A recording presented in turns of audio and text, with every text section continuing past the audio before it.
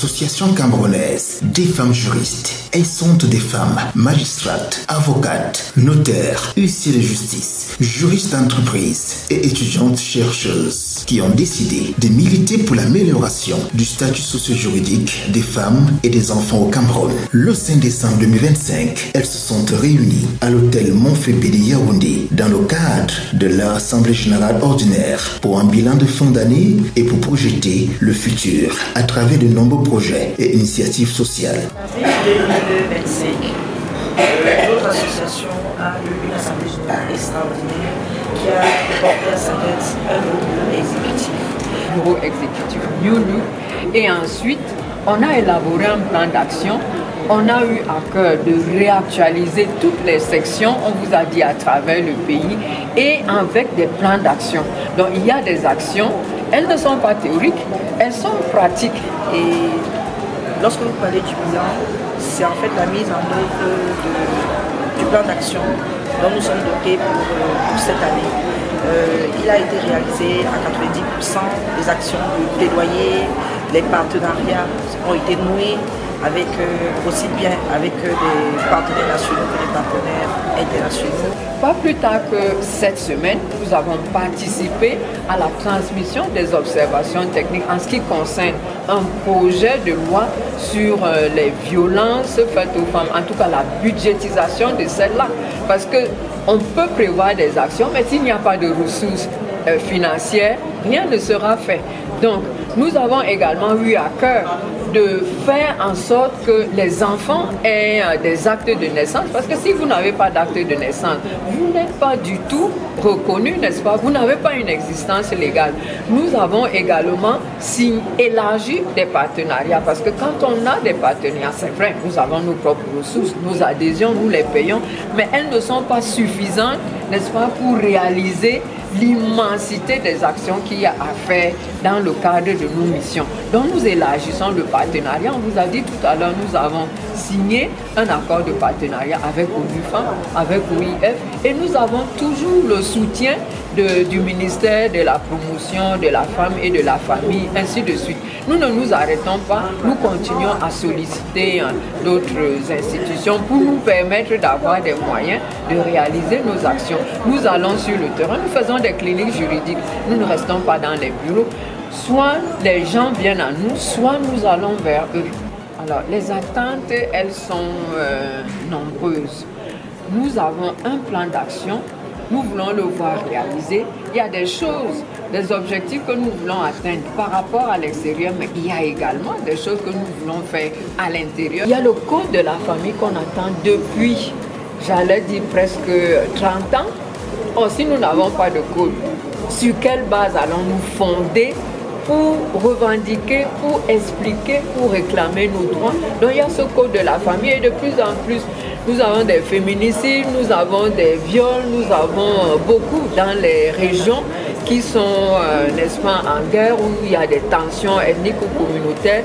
Donc il faut mettre en œuvre un certain nombre de résolutions, outiller les femmes, je pense notamment à la résolution 1325 des Nations Unies, qui prépare, qui fait en sorte qu'on inclut les femmes dans le processus de paix, que ce soit au niveau de la prévention ou au niveau de la consolidation.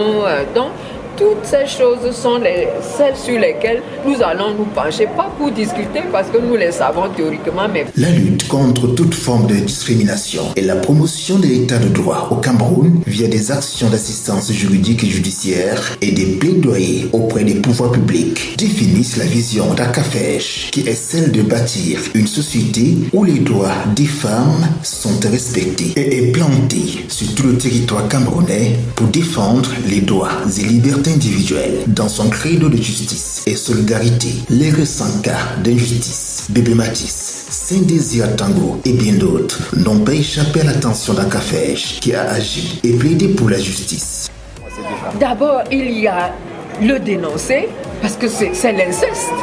Et dans le cas de Saint-Désir Tango, nous avons adressé des correspondances à qui de droit, nous avons fait des plaidoyers, nous sommes allés sur le terrain, nous avons compati Nous ne nous sommes pas arrêtés à des communiqués, vous comprenez? Donc, nous avons posé des actes concrets, nous avons compati concrètement, on a fait des descentes sur le terrain. Il y a un suivi qui se fait au niveau des juridictions parce que certaines sont ici dans le centre, mais il y en a. Voilà, pas seulement pour ces 2 cas spécifiques. Il y a eu le cas où la dame a été assassinée à l'ouest et au littoral. On a fait le suivi à travers les différentes antennes. On se rend compte, la personne, si vous avez suivi le cas de cette dame, elle a été, le mari avait d'abord été condamné avec une peine avec sursis, mais le suivi a permis de le condamner vraiment, je ne peux pas dire presque à perpétuité, mais à une peine plus lourde que celle qui avait été dérisoirement prononcée. Donc, nous faisons le suivi des actions, nous faisons le plaidoyer et également, dès le départ, nous outillons maintenant les femmes pour qu'elles connaissent leurs droits et pour qu'elles puissent effectivement en jouir dès lors que ces droits sont violés. Dans les 10 mois à venir, ACAFEJ s'est résolument engagé à établir 3500 actes de naissance au profit des déplacés internes des zones de conflit et autres nécessités. Un projet avec l'OIF qui s'étale sur 3 régions. Le cas des mariages des jeunes filles n'est pas en reste. Nous avons répondu à un appel à projet de l'Organisation internationale de la francophonie, l'OIF, sur les actes d'état civil. L'ACAFEJ a présenté un projet sur l'accompagnement de 3500 personnes déplacées internes dans la reconstitution de leurs actes de naissance ou l'établissement de leurs actes de naissance hors délai, sur la base non pas des textes anciens, donc ce ne sera pas des audiences foraines, ce sera sur la base des articles 56 et 57 de l'ordonnance de la loi du 23 décembre 2024 sur l'enregistrement des naissances. Il y a une formidable opportunité. Cette disposition permet au procureur de la République du lieu d'accueil de requérir l'officier d'état civil du lieu d'accueil d'établir les actes de naissance à des personnes déplacées internes. 3 régions sont concernées par ce projet qui bénéficie de l'appui technique et financier de l'OIF, la région du centre, la région du littoral et la région de l'Ouest. Il faut dire, pour être plus précis sur ce projet, que la mise en œuvre, c'est à partir de ce mois de décembre. Et nous avons déjà pris attache avec les maires concernés dans le département du Fundi. Ils sont au courant. Dans la région du centre, il y a Konyambeta. Madame le maire est à pied d'œuvre pour identifier les personnes déplacées internes. Pareillement dans le littoral, nous avons le Vouri et nous avons également le Mungo. Et à l'ouest, la région de l'ouest, nous avons 3 départements, le Noun, les Bamboutos et l'Anif. Vraiment, c'est une année fructueuse. L'Assemblée générale d'aujourd'hui s'inscrit dans la logique de notre fonctionnement. Nous avons une assemblée générale ordinaire, nous allons faire le bilan, nous allons nous projeter et l'année 2026 commence sur les chapeaux de roue. Nous avons 10 mois pour remettre à œuvre l'établissement de 3500 actes au profit des déplacés internes et nous avons le partenariat avec l'UNICEF en perspective. La café, j'ai le beau jour, assurément. Décembre 2025, nous allons organiser un renforcement de capacité des membres de la CAFEJ parce qu'il faut le dire, notre mission assistant judiciaire et juridique, nous avons beaucoup de nouvelles membres et nous devons renforcer les capacités parce que lorsqu'elles sont dans les centres d'écoute, lorsqu'elles font des cliniques fixes ou mobiles, elles-mêmes doivent connaître les conventions internationales pour bien remplir leur mission d'écoute et d'assistance. Donc nous avons un séminaire organisé par le partenaire UNIFAM la semaine prochaine. Nous avons une signature en cours avec l'UNICEF dans la protection des enfants avec un focus sur les mariages forcés et les mariages précoces. Et dans la mise en œuvre de ce projet, nous avons besoin des statistiques. Nous avons écrit aux maires pour qu'il nous donne des statistiques sur la célébration des mariages avec des filles de moins de 18 ans, de moins de 15 ans, et quelles sont les autorisations éventuelles qu'ils ont. Et lorsque nous aurons recueilli toutes ces données, nous pourrons de façon pertinente produire une activité pour protéger les droits de ces filles. Parce qu'il faut le rappeler, hein, le code pénal en l'état punit des peines privatives de liberté celui qui donne en mariage une fille de moins de 18 ans. Punit de peines privatives de liberté toute personne qui donne en mariage un enfant, une personne sans son consentement, et des peines sévères.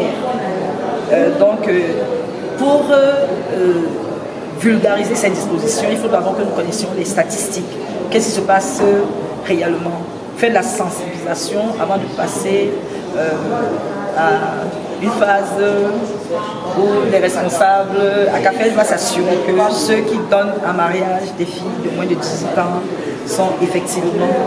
le code pénal va s'appliquer à eux. Les services compétents vont faire ce qu'ils ont à faire sous l'impulsion de la CAFES. L'activité en vue va également participer au renforcement des capacités des magistrats, administrateurs civils et officiers d'état civil, chacun selon sa mission et sa compétence. Il faut dire que ce projet va en même temps renforcer les capacités des procureurs de la République qui vont prendre des réquisitions pour les maires. Ils doivent s'approprier ces textes de décembre cette loi de décembre 2024 à la disposition 57, renforcer les capacités de 10 préfets, les préfets concernés par les régions qui ont été ciblées, et ce projet va former 60 officiers d'état civil, dont en gros ce projet va renforcer la capacité de 120 personnes impliquées dans la chaîne d'établissement des actes de naissance aux personnes déplacées sur la base de la nouvelle.